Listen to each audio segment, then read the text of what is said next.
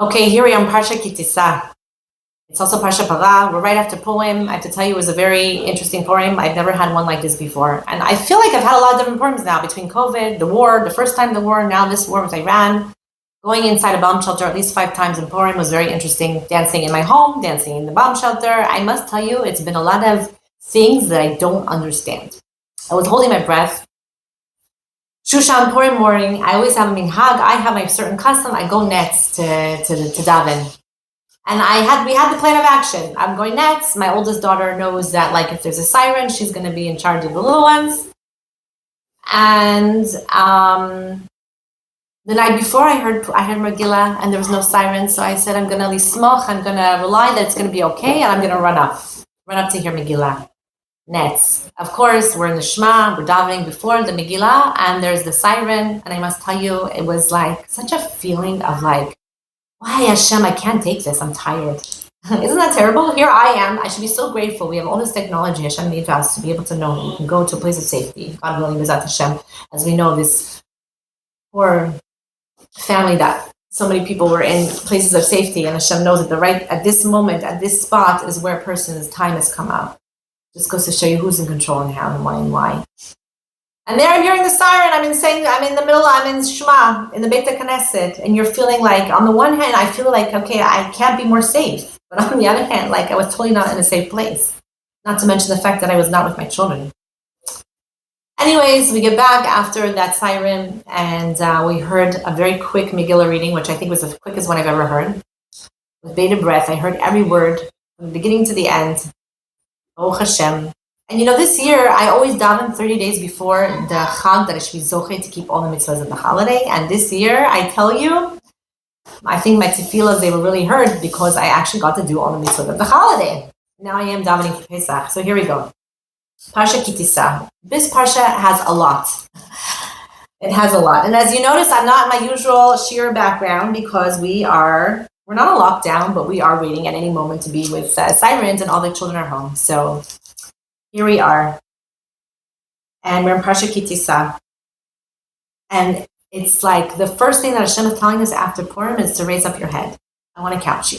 I want to make sure you guys are okay. Like, I want to count you, but how am I going to count you with a chetzi shekel? It's something, this chetzi shekel, this half of a shekel, Moshe Rabbeinu didn't understand. How do I count a person with a chetzi? Each person is supposed to contribute a chetzi. You can't do a 1, you can't do a quarter, it has to be a half. What does it mean to give a half of yourself in order to count yourself? Question number 2. 1. Question number 2, we have our Chet Egil's Parsha. I don't know if we want to talk about it, but this is the Parsha where we had a group of people who were panicking, and they were saying, where's Moshe Rabbeinu? He's supposed to be here. It's the 40th day. According to their calculations, he's not there. They come in panic. They kill horde. They start to kill people. They're starting to panic. And Aaron's like, okay, I have to distract you. Calm down. You're not listening to me. Okay, what we're going to do is tomorrow there's going to be a Chag Hashem. Now, mind you, he said that because he had a munah and understanding that Moshe is going to be back. There will be a Chag Hashem. It's going to be Chag Hashem. They took it to mean that, let's make a new vehicle here to talk to HaKadosh Baruch Hu.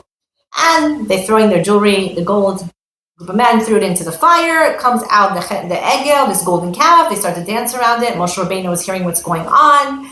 Can't believe it. He comes down, smashes the luchot. Very, very, very crazy stuff is happening in this parsha, right? We were just on such a high. We just got the Torah. Now, Naseh v'nishma Hashem. Anything you're going to tell us to do, we're going to do, and we're going to listen. We had such clarity, and all of a sudden, chet egel. There are people dancing around a golden calf after we were just told not to make yourself any idols. Where's that? What's going on there? And then I say, Hashem, please forgive this nation. Not only please forgive them, he asks for something very unusual, brings the Tibet Shalom. It's a very hard thing to understand. Moshe Rabbeinu comes to Hashem and says, can you show me your face? I want to see your kvodecha. I want to see your kavod, your face. And Hashem says, no one's going to see my face, only my back. Wait a minute. We've seen this whole entire time, Moshe was talking to Hashem panim na panim, face to face. So this doesn't make sense. And then we have another thing that's very interesting. Right after Purim, we read Parsha Parah. What's Parsha Parah? Why here? Why now? We just get out of Purim, which is supposed to be like one of the happiest moments. It's where everything is revealed. We have Purim, where we were going to be destroyed, and HaKadosh Baruch Hu made it now into this day of each day, of festivals and simcha. And we're dancing, and we're juggling, and we're eating, and it's a day like Yom Kippur as far as its holiness, and yet it's with so much festivity, so much food, so much wine, so much dancing, so many costumes. And right after that, we read about Parah-Aduma, which is what? Which is this concept of I should take a red, mind you, red is Adom, is Din, it's judgment. I take this cow and it's red, not like a white sheep, which is like, white, chesed, kindness, like forgiving. No. Take the red cow, the person is going to take it, right? The person who's taking it is going to burn, make the ashes, put it in some water, and that person who was tahor, who was pure, or who has had clarity, tahor for me is clarity, is a state of clarity, is going to throw it on Am Yisrael, who, because of a death, they were tamei, they were blocked off, and lack of clarity. They were impure, as we would say in English, but it's really blocked off. And they become pure, they become clear, and I, who just threw it to you, will become tamei.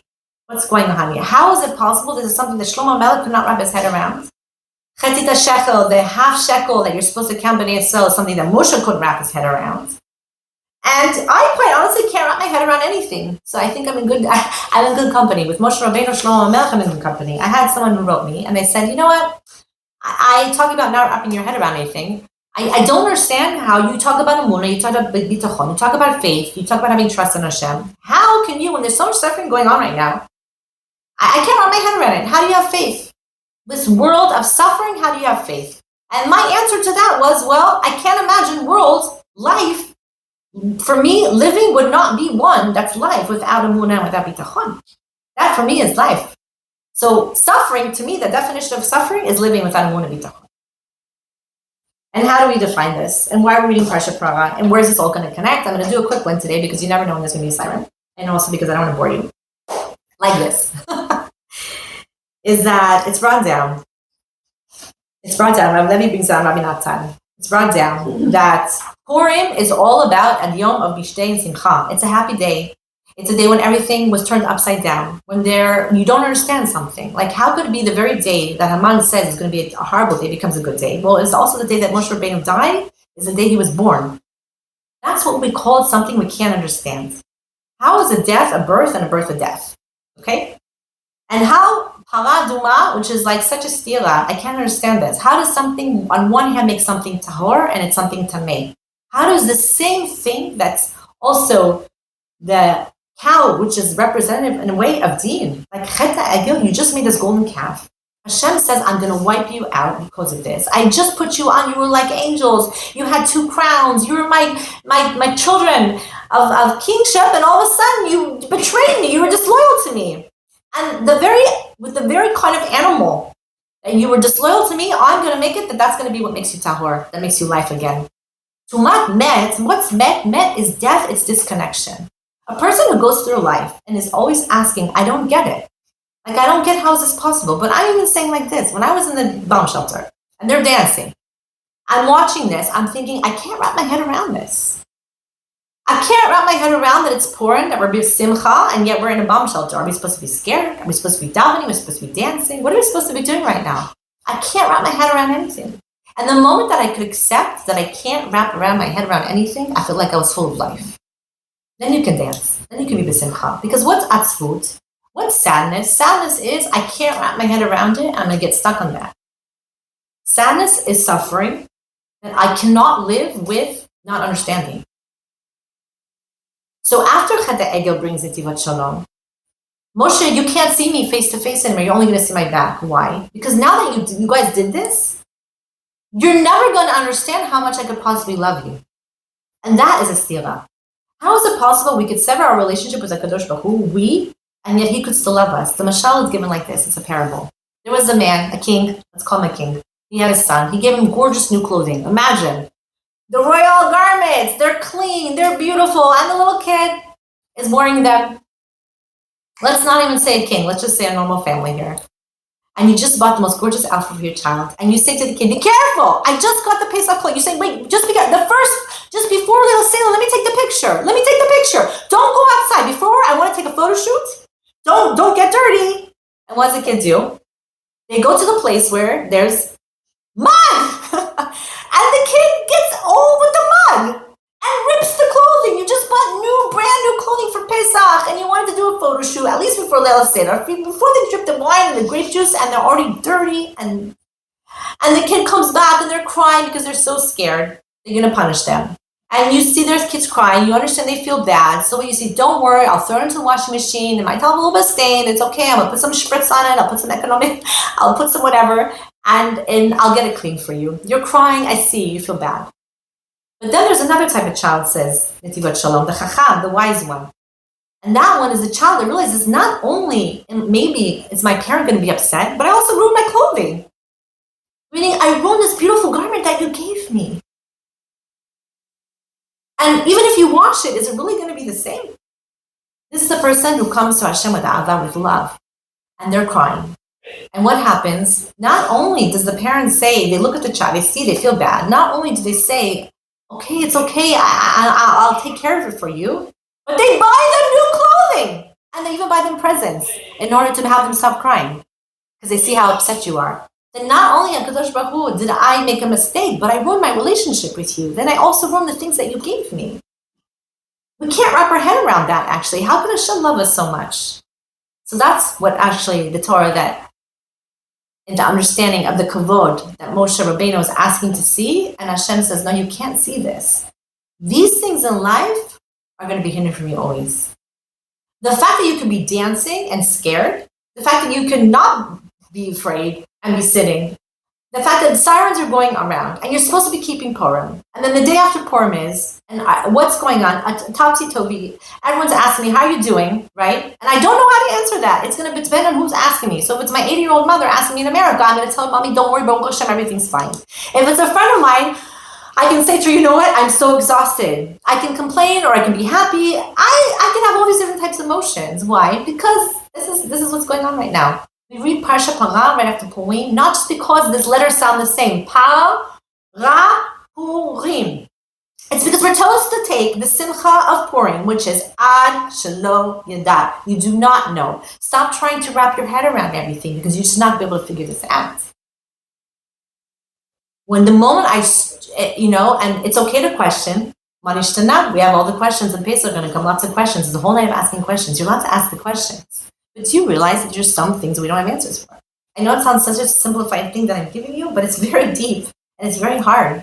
Either person, I think, will live with sadness and turmoil all the time. Like the questions keep going around and around circles. It's not just asking the questions. It's asking the question. Are you asking the question because you want an answer? Are you asking the question because for the sake of the question?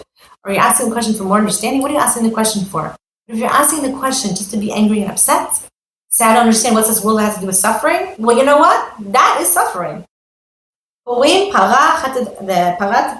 parah is the very thing, the very animal that you sin with is going to be actually what makes you come close to me.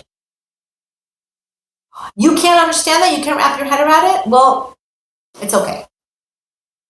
Take from Purim the concept of ad shelo yada and bring it to you through the rest of the year. Because right now, you guys, we are living in time shemamash ad shelo yada. I don't even know what's going on. I'm supposed to be in a plane on Monday. I don't know what's happening. I'm probably not going to be in that plane, obviously, right? I'm supposed to be in a conference. And I know I have a very dear student of mine who's supposed to be getting married on Thursday here in Eretz Yisrael. I was going to be back for the wedding. I was going to be going and back for the wedding. And of course she's going to, she'll get married, but how? I don't know. And my experience of me living like this is not going to be the experience of somebody else living somewhere else. And I can tell you something, I want to tell you really quick also what happened to me at Shabbos. I was at a point, before this all happened, if I was overly saturated, Nisayon after Nisayon, in my opinion, of the morning going on. And all of a sudden I had one more thing put on top of me. And I'm losing it. And I'm ranting and raving. And I'm going, Hashem, I can't. Why are you giving me one more ball to juggle? And my son says to me, and then I felt so bad about it. And then I'm feeling bad about this. Yeah. And my son says to me, Mommy, now's not the time to do tshuva. You're doing too many things. Now's not the time to think about it. And I'm like, well, if not now, when? And I'm going on and on. I said, I can't. Why is Hashem giving me this to say? I can't. Stop, Hashem. Stop giving me these balls to juggle. Not the ones that I'm trying to juggle. The ones that he's throwing at me. And then my son said something so smart and so wise, because maybe he learned it from his mommy. He says to me, what did he say? He said, Mommy, obviously you can do it because Hashem's giving you the Nisayim. Because I was complaining, why of all the people in the world, another person is knocking at my door. And how am I going to help them? He says, obviously you can help them because Hashem is saying this to you. So I'm going to tell each and every one of you, I don't know where you are and what you're doing. You know, the person who is in America and their child's in seminary or in yeshiva, or their sister or their brother or their cousin, and you don't know what's going on. Maybe you're out there somewhere and you're not even thinking about what's going on. I don't know. It could also be. Or maybe you're, the person who, everyone is being affected somehow because we're Am Yisrael. The chetzi shekel, what's chetzi is you are just a chetzi. You're part of something, not just. You are a chetzi. Hashem is the other chetzi. I can't figure this out, Hashem. I'm only going to give you my chetzi. Because when I give you something that I think I'm giving shleimus to, that doesn't exist in this world. I can't wrap my head around the whole entire thing that I can give you my chetzi. And then you know what Hashem says? He says, lashlim. It's Hashem himself that's going to lashlim otani, the other chetzi. We come into this world, we have to understand we're just chetzis. It's your chetzi in a relationship, you need the other chetzi. You're a chetzi part of Am Yisrael, you give what you can, which is not based on what Hashem gave me as far as rich or poor. Everyone had to give a chetzi. You give what you can, which means I'm giving my all of non-understanding. It's just a chetzi. And Hashem will take all these chetzis and he adds the shleimus to it with his eish, with his fire, with his Torah, with his understanding. We have Purim and then we have Parsha. Bringing this type of simcha, ad shelo yuda, we're going to bring it into the next ad shelo yuda. I bless us all. B'ezrat Hashem. Hashem should just watch over us wherever we are in the world. Really, bemet, this has been crazy times. I'll be honest with you. Crazy times. As a mother, to decide whether you wake up your kids in the middle of the night and go outside to a bomb shelter and their emotional and psychological health, or is it their physical health, or you're trying to make things normal, you're trying to have a Purim, you're running to a bomb shelter, you're running in, people are dancing. I can't tell you, I had like 50 people in my home yesterday with all this happening. In and out, in and out. I don't know how many people I had. I had a lot. We had a lot. It was good. Oh, Hashem. And what are we supposed to be doing? We're supposed to be dancing with Hashem. You are a chetzi, HaKadosh Baruch Hu chetzi, saying, lift up your head and give me your chetzi, and I'm going to give you mine. Shabbat Shalom.